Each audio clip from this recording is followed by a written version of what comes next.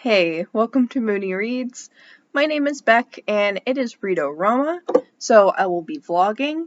It is currently a couple of minutes before 8 a.m. It is the 2nd, so I'm going to vlog my way through the day a little bit. I do have sort of a tentative TBR for the weekend.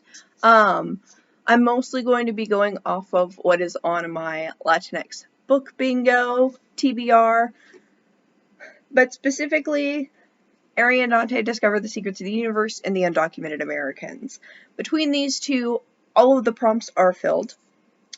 Ari and Dante covers backlist, by POC author, and intersectional author or character. And then the undocumented Americans fits by POC author, intersectional author, autumnal colors, as well as having Rama in the title. Now, I'm also doing a buddy read in October. I'm reading Red Dragon, Silence of the Lambs, and Hannibal. So I may also read for that as well because I know the person I'm buddy reading with has already started. So technically, Red Dragon would fulfill backlist and autumnal characters. So I may read some of that as well. I will have more stuff than just reading happening. Fridays are probably my busiest day. That's why I'm up at 8 a.m. I teach some classes online. I have a regular college class that I teach, but that's mostly discussion boards because it's an online class, and that's how those classes were ran even before the pandemic. But I also teach some classes on OutSchool with middle schoolers and high schoolers. So the first class that I have is a women's history class. Then I'll be teaching a class that focuses on LGBT activists, where I go over a bio for different LGBT people each week. And then I think the last class that I have is my feminist studies class that I have for high schoolers. So lots of feminist and activism oriented things. I have creative writing classes and brainstorming classes too, but that's not what today is for, apparently. So I will be doing that. I do have breaks between these classes, so I might do some reading. So yeah, I'll check back in when some stuff happens. Tonks came to say hello.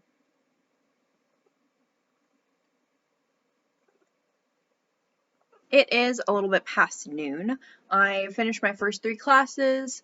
I ended up just using the breaks between those to chill out a little bit. I also finished captioning my banned books video. But now I have a break. I have another class at 3:30. That's LGBT history. I may watch a couple of YouTube videos or something, but I'm going to be spending a lot of that time reading, so we can get started on that.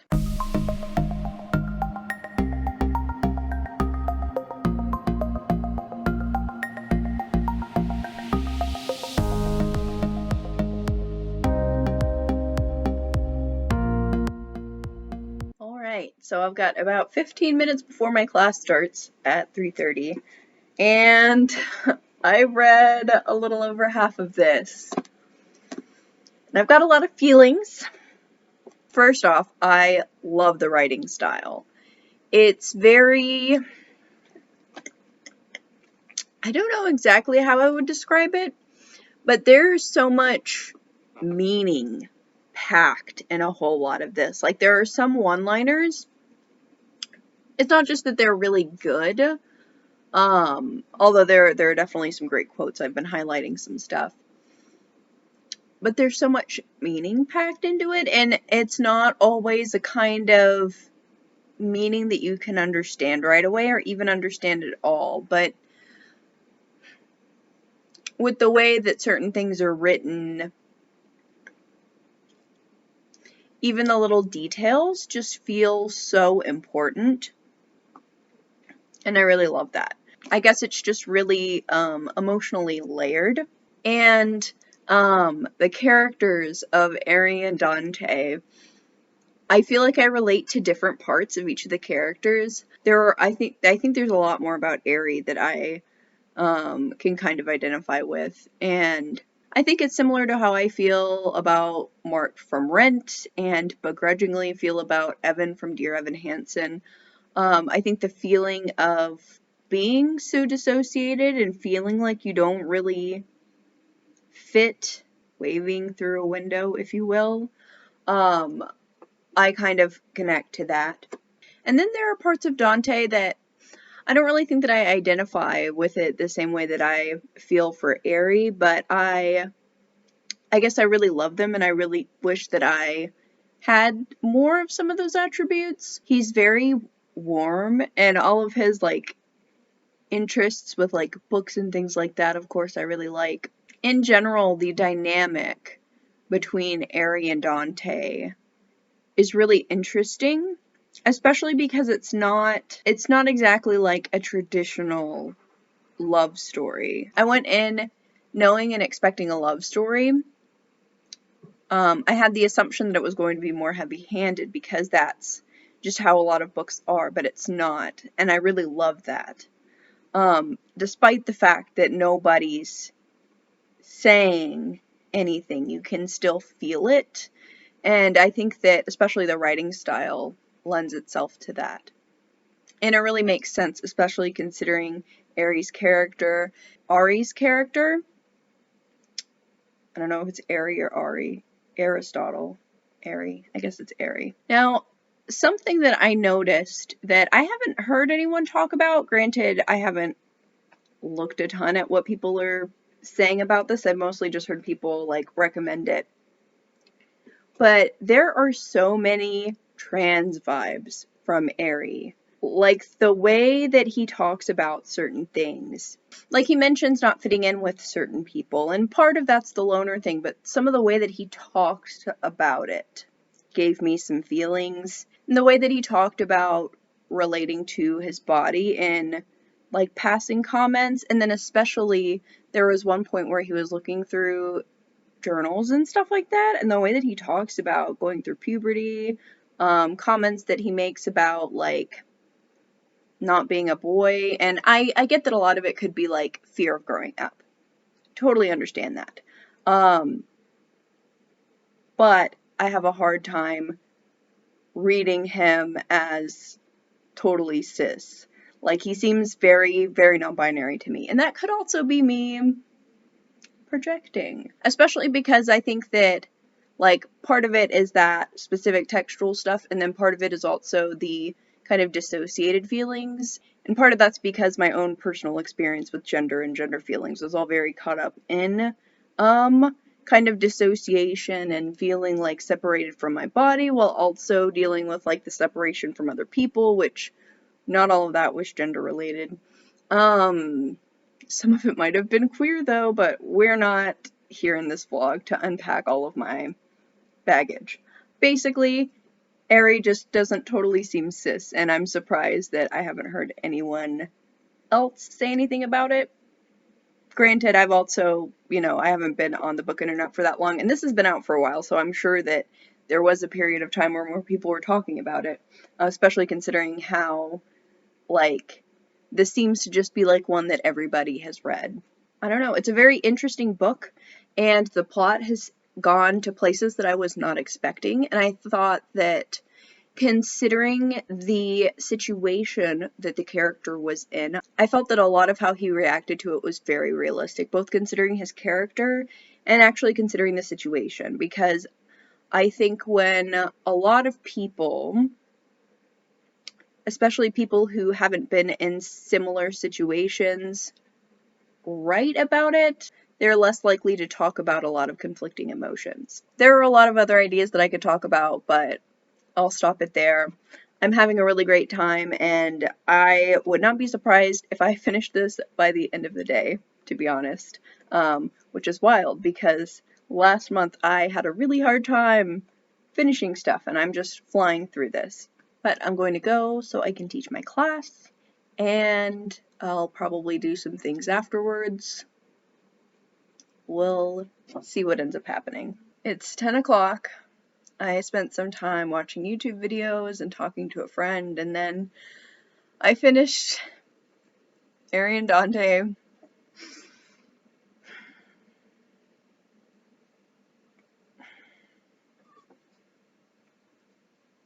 And Oh boy! Got a lot of feelings. I'm gonna try not to cry on camera too much.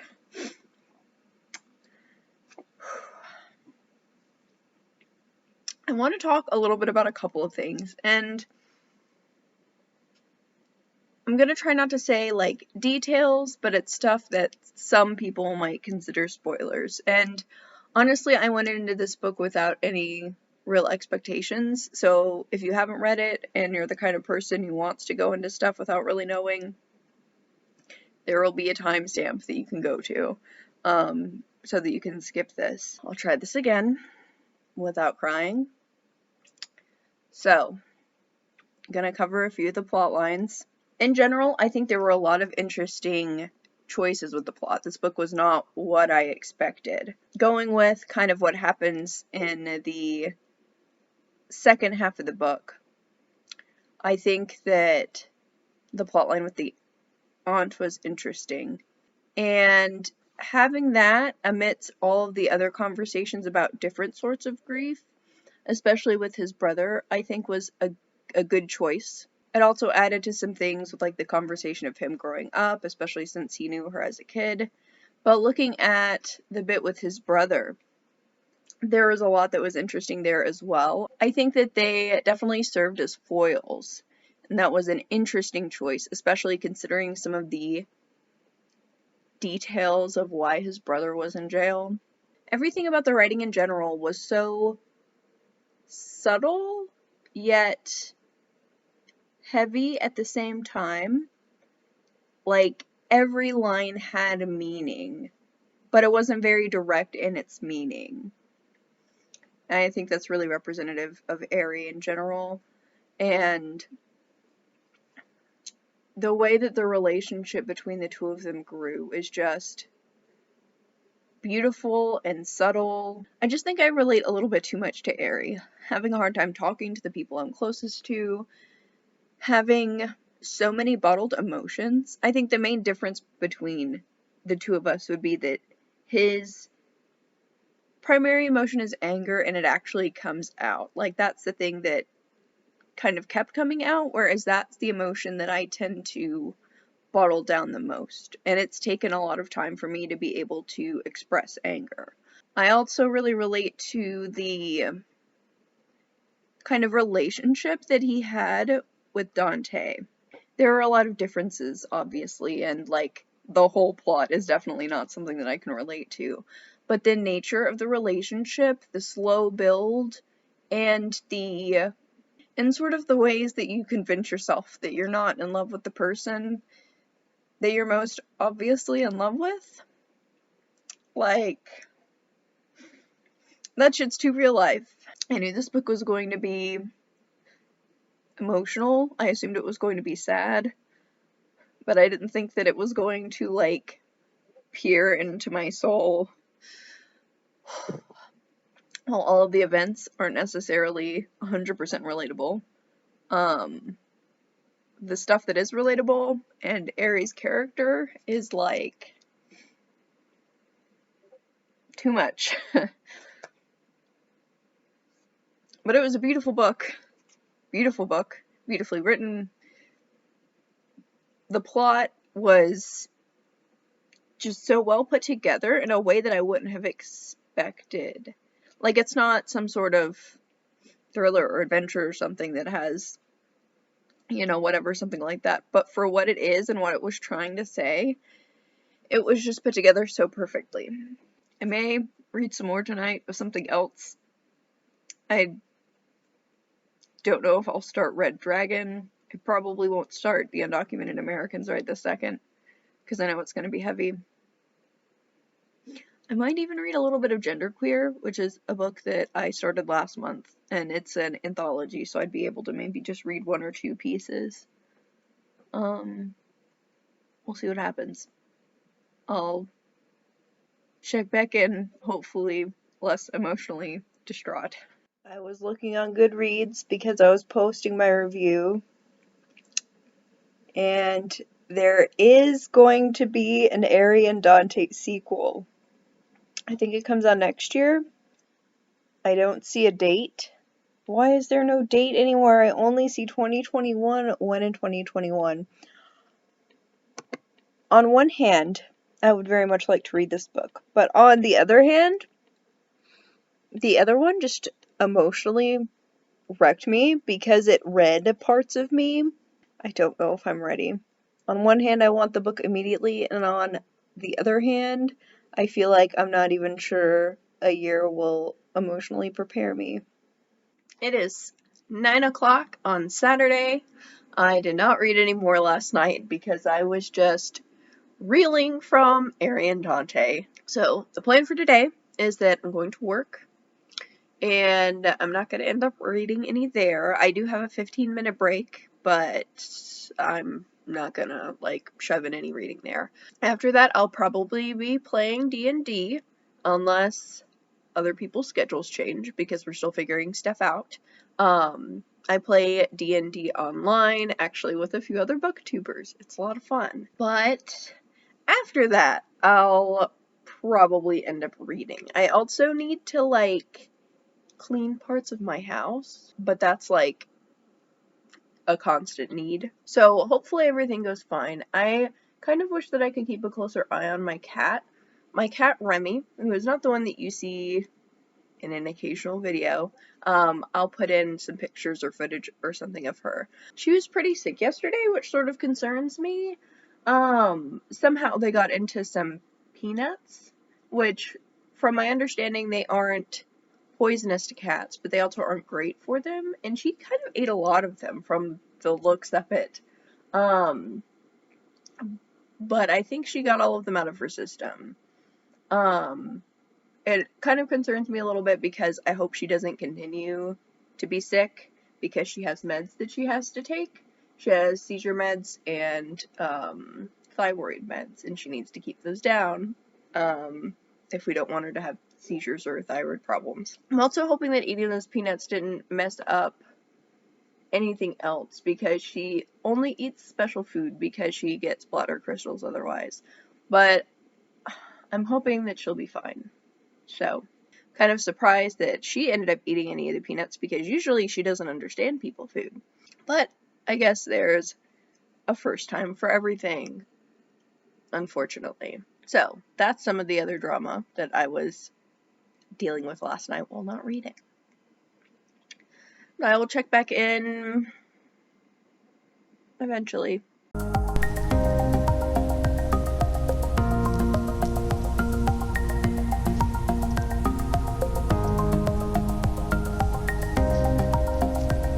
I am back home from work in different clothes because I don't really feel like sitting all over my furniture in clothes that I've been wearing out in the potentially infested world today.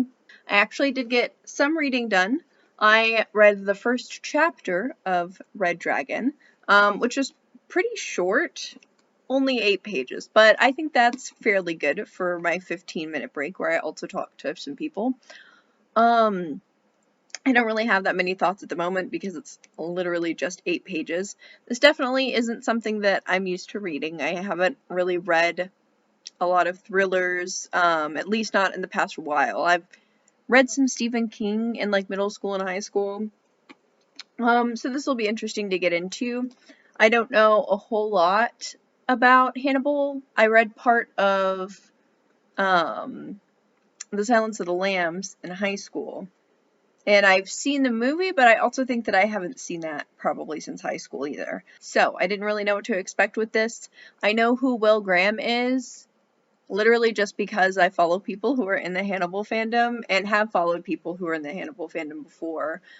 So, I got a vague idea of some of the things that went on in the show. I was, I guess, a little bit surprised that we already hear about Hannibal Lecter in the first chapter, and it seems like that's somebody that Will has already caught. So I'm interested to see what will happen in the rest of this. How's it going to go? I had assumed that this one was about him catching Hannibal Lecter, but that's not what it is. So, there's that. Something exciting that I got at work, since I work at a bookstore, they give us ARCs. A lot of the times we get them closer to publication or like after publication, I think we're like low priority. But the arc that was available today was Punching the Air. And I've heard some good things about this, so I'm excited to read it. My first shift back at work since the coronavirus stuff started, I got 2 arcs, Stay Gold and Smash It. So I'm thinking all or most of these are probably going to appear on my TBR for the readathons in the last half of October, or potentially November. And that all depends on what I get done at the beginning of this month, and what I'm going to be involved in next month. I know I want to do the Indigithon, and I've got some books in mind for that, but I'm not really sure what all I'm going to do, if I'm going to even do any other readathons. Honestly, I should probably do something where I focus on the books that I'm only part of the way done with. We'll see if that's a November or December thing, or both. I honestly have no idea what I'm doing, but I like to make plans. But I've got to wait until I know roughly what I'm actually going to read at the beginning of the month before solidifying all of that. Since it is one of my very best friend's birthday, I am going to go and see her for a bit, safely. So if I don't vlog a ton today, or if the background looks different, that'll be why. But I've got a couple of hours before I go do that, so I will probably be doing some reading. It is the next day. It is Sunday, the last day of Read-O-Rama. I did not really read yesterday, other than during my 15-minute break, but I did have a lot of fun last night. It's 11:30 right now. I have to work at 2:45, so I think what I'm going to do, oh, goodbye. I think what I'm going to do is read some of Red Dragon. I'll see how I feel after maybe a couple chapters, because I might switch back and forth between this and the Undocumented Americans. I don't really know what I'm gonna necessarily be in the mood for, but I guess I'll find out. I should probably also eat lunch or something, so I may do that as well.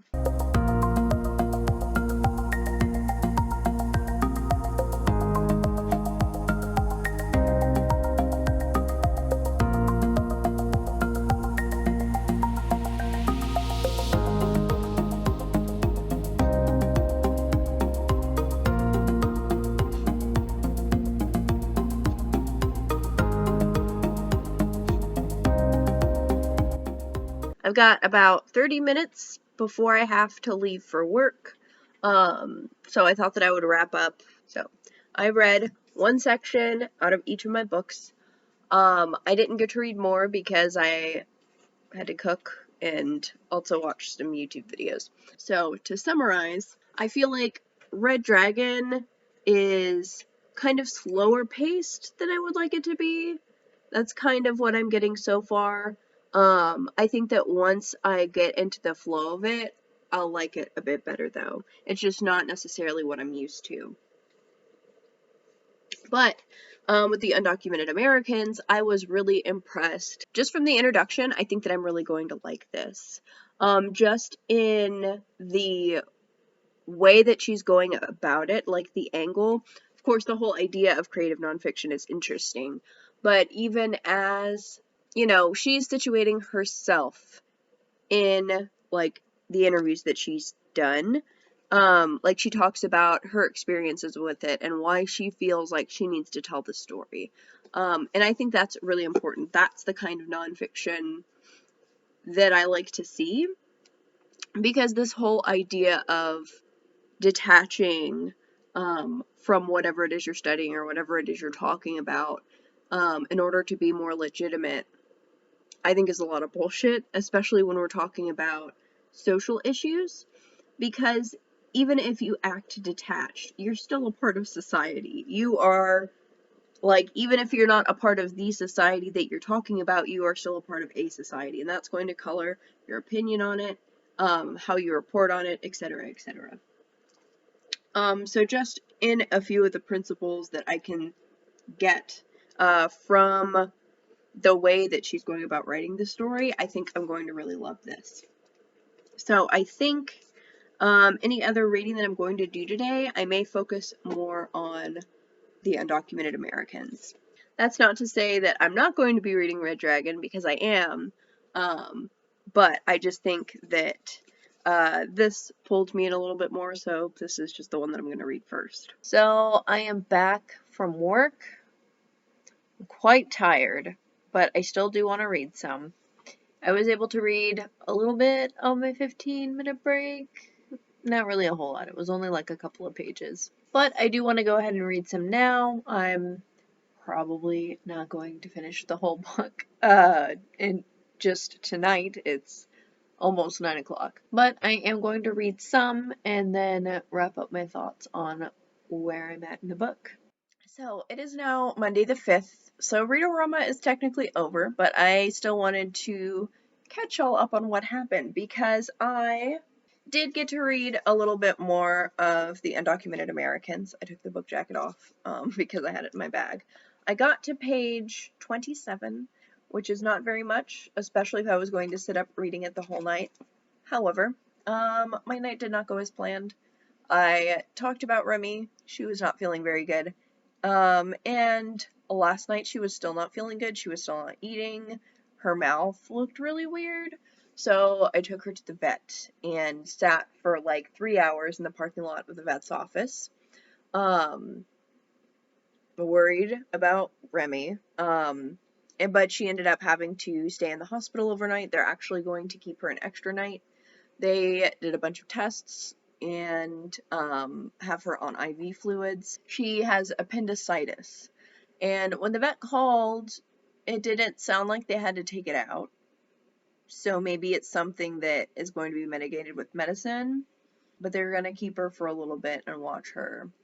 Hopefully everything will be fine. But that was my night. So I did not read that many pages. I am still excited for the book. What I've read so far is really interesting. I like that she has it kind of separated by location. Like, each of the chapters focus on something different. So you're not just getting one person's story, but you're getting a lot of people from the same area. So it's all the same backdrop, and that's kind of how they're connected. But I'm already learning a lot, and I like the writing. So I'm excited to be able to finish this, even if it's not during Read-O-Rama. I'm probably going to continue this vlog as I finish this book, just because it kind of makes sense, and also because I don't want to leave you all on a cliffhanger with my cat. I'm already having to live the actual cliffhanger of what's going on with my cat, so it would be kind of mean to just cut it off here. So I guess this is Read-O-Rama and some change. I'll check back in when I have something else to say. This vlog ended up being super long because part 2 is the rest of the week.